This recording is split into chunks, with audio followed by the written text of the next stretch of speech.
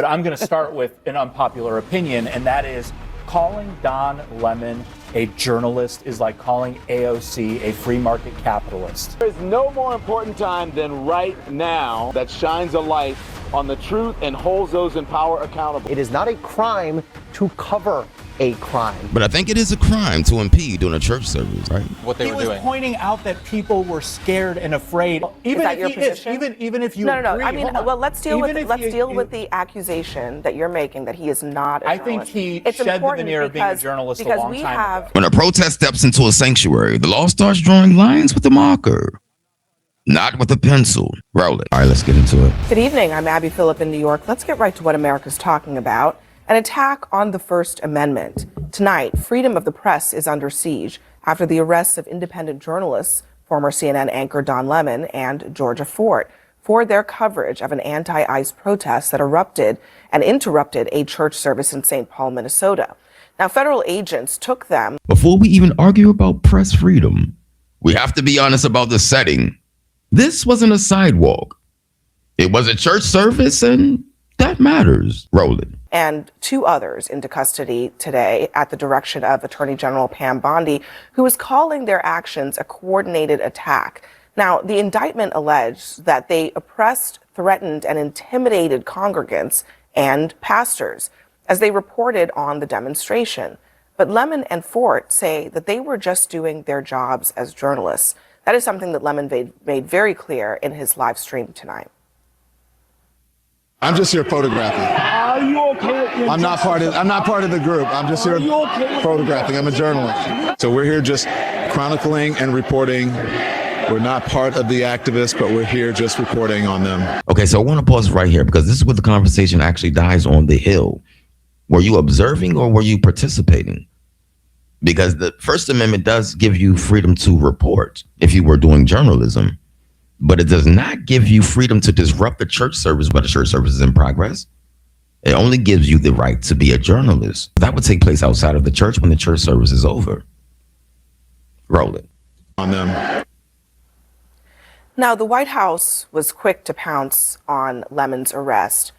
He is a longtime Trump critic, and they posted this image with a caption, "When life gives you lemons," along with chain emojis. Now, Lemon was in court today making an initial appearance, and he and Fort are both now vowing to fight. There is no more important time than right now, this very moment, for a free and independent media that shines a light on the truth and holds those in power accountable. I should be protected under the First Amendment, just like all of the journalists who I've been advocating for too. Do we have a constitution? That is the pressing question that should be on the front of everyone's mind. This is very troubling for a lot of people. Ellie Honig, look, I think there is a complicated criminal picture potentially for the protesters who staged this demonstration. But what do you think the picture is for the journalists who are there, and especially Georgia Fort? You could see her microphone was, labeled for her independent news organization. Don Lemon, he's a journalist that is known around the world. He was reporting live from the church. What do you make of that? I think the cases against Don Lemon and Georgia Fort are doomed. And I will grant that I think the cases against the other people who interrupted that church service are valid. And I think they did commit those crimes. But the reason that the case against Don and Ms. Fort are different is because of the First Amendment. You cannot charge a journalist for doing their job. It is not a crime to cover a crime. And just to put it in context, let's just go through the sequence of how this charge came about. DOJ first goes to a magistrate judge who says, I am going to issue the criminal complaint against. But it is a crime to impede on the church service when the church service is fully active. When the pastor is preaching and the babies are crying, that's impeding on the church service and it's intimidating the congregation. What about their rights? What about the people that were serving in church? What about the people that were serving God in church? What about their rights? You're not even thinking about the people's rights. You're just storming the church thinking about yourself, which is narcissistic and selfish. Roll it. 3 of the people who went into the church, but not the complaint against Don Lemon. Then DOJ says, well, let's appeal that up to the chief district court judge who issues this scathing letter saying, this is not even a thing you're asking me to do. I asked every other district court judge in this district and they said they'd never even heard of it. You're rejected again. and then they get a grand jury to indict today. So it's on the third try. Right. Okay, so if the case needs 3 attempts to stick, that does not make it automatically wrong. But it does tell you that the legal line is complicated. Roll it. They come back with this indictment against Don Lemon. It is doomed. I'm telling you. It's the easiest prediction I've ever made. Definitely not doomed. And that appeals judge not only said, why are you coming to me with this, but also said 2 of the 5 protesters were not protesters at all. Instead, they were a journalist and his producer. There is no evidence that those 2 engaged in any criminal behavior or conspired to do so. Pete, the Trump administration was always pushing the envelope. But in this particular case, this is crossing a line. The Constitution is very clear. There is freedom of press in this nation, and that right is just as valid as all the others in the Constitution. Why are they doing this? And shouldn't more people be speaking out about it? I know you save unpopular opinions for Table for Five, which everyone should watch on Saturday mornings, but I'm going to start with an unpopular opinion, and that is calling Don Lemon a journalist is like calling AOC a free market capitalist.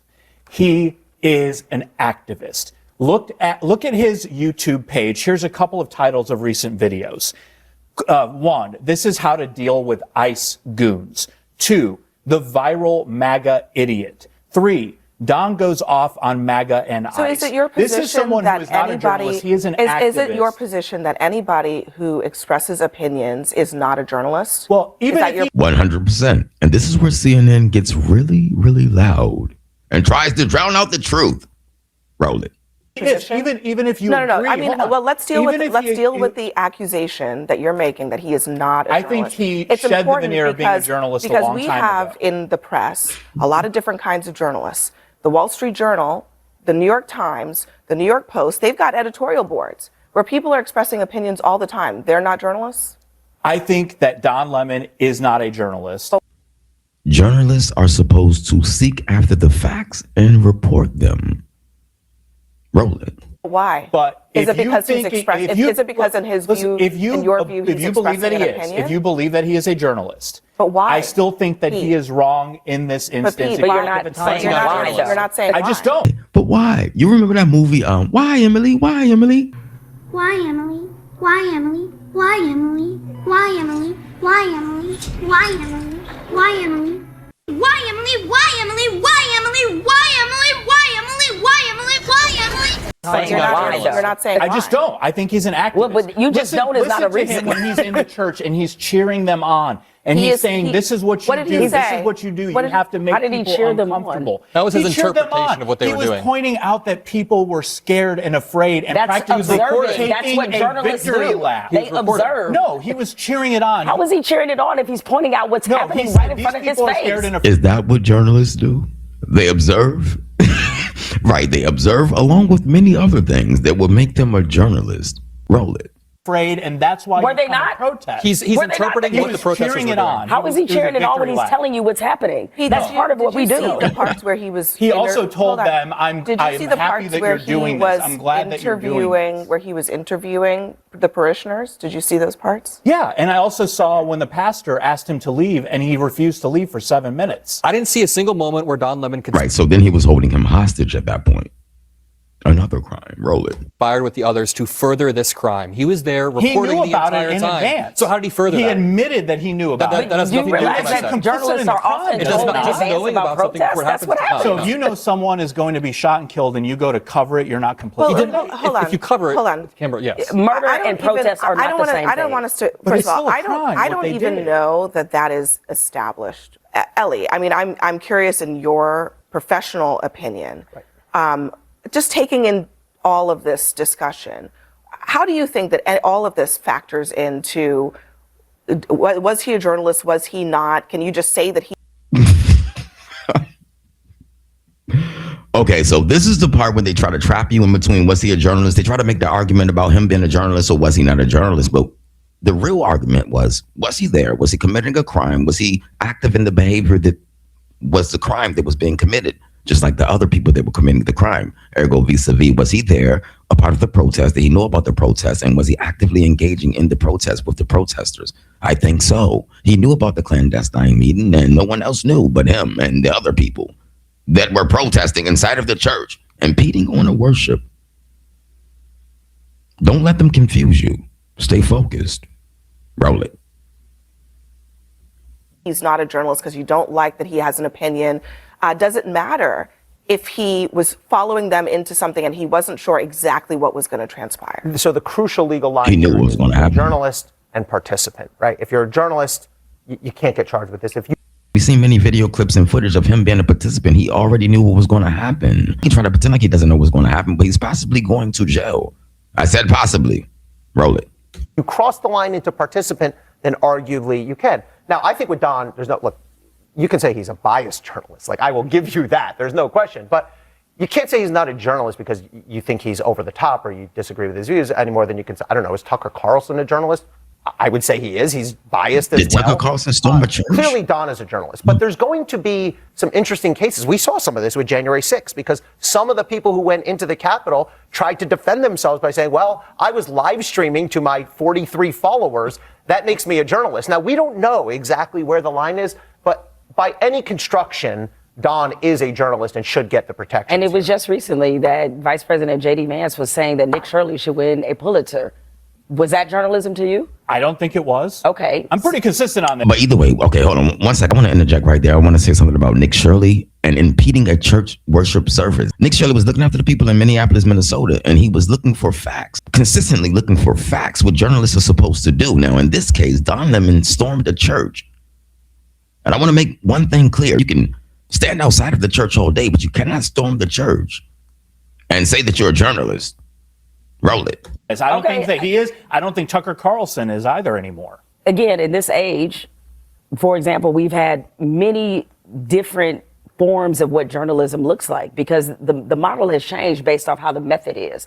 So, yeah, you can say opinion columnist. That would mean every opinion columnist in this nation is not a journalist. I'm an opinion columnist for The Atlantic. Am I not a journalist? I perform journalistic action all the time. No, you're not a journalist by any means. You are far from a journalist. You are as far from a journalist as I am from Pluto or Mars.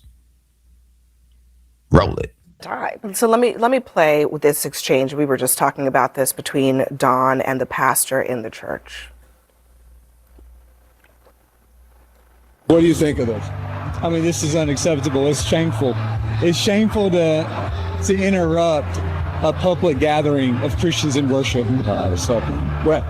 But there were folks who I have to take care of my flock. Okay, but listen, we live in there's a constitution in the First Amendment to freedom of speech and freedom to assemble and protest. Yeah. Okay, so he was right about the freedom to assemble and peacefully maybe protest, but this is not a peaceful protest. One thing about the Constitution, and I want to make this very clear. I want to educate everybody on this really quickly so you guys don't be confused. One thing about the Constitution, it does state something about peaceful assembly, but this is not a peaceful assembly. And I also want to say you can stand outside all day and protest whatever you want, but you cannot come inside of a worship impeding and calling it a peaceful protest. This is now impeding on their specific rights to worship inside of a church. I don't think he understands that. With he has a scully on inside of a church, which is supposed to take your hat off. That's disrespectful to the Lord, and at the least, at the minimum. But he has no idea. Roll it. We're here to worship. We're here to worship Jesus because that's the hope of these cities. That's the hope of the world is Jesus Christ. I will be very respectful. Please don't push me, though. So that was described in the indictment as Lemon and Fort approaching the pastor and largely surrounding him.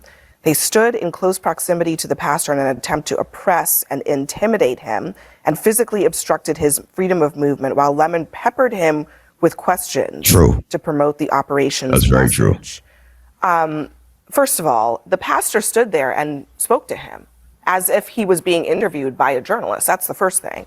And then the second thing is that this seems to acknowledge that Don was asking questions.